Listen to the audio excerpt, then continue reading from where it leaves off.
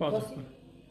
Mana endi boshla. Assalomu alaykum. Men Bositova Mukarram Respublika infeksion больницасida ishlayman. O'zimni onam orqali keldim bu yoqqa. Shu ancha yil oldin yoqut jiyanimlar tufayli bu yoqqa bilganmizda sizni borligingizni. Shu jiyanimni issiq sovuq keyin nima yana to'g'ri homiladorlik jarayonida og'ir kechishi bo'ldi. Uni o'z ko'zim bilan ko'rdim uni. Ketma-ket so'laga oqib turardi. Shunaqa keyin uni tupurish shunaqa bilan bo'ldi. Shular hammasi Xudoga shukr yaxshi bo'lib ketdi hozir shu yoqib jiyanim ham. Ikkinchisi Nimadan yaxshi bo'lib ketdi? Mana shu igla terapiya oldi o'zingizdan kelib. Shulardan hammasi bo'lib, yaxshi bo'lib ana qilib ketdi. Shunda keyin bola ham yaxshi tug'ildi o'zi. Ha, Xudoga shukr. Hozir mana o'sha qiz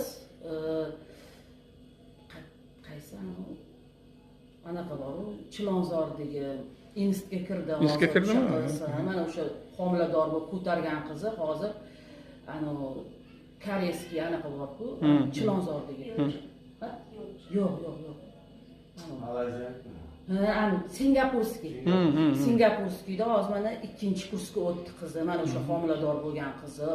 Hamma doktorlar nimalar deyishmadi, masalan, oldirib tashladi deyishdi doktorlar. Shunda o'zi doktorlarni o'zi jo'natgan ekan deb yoqqa. Keyin o'shanda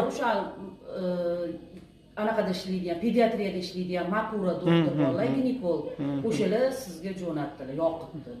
Birinchi biz sizni o'sha yoqit orqali bilganmiz dedi. Keyin ikkinchisi qo'shnimiz Sobir aka. Ularni o'sha oxirgi tashxis ularga nima deydi? Shu skoriy keldi-da jinnixonadan.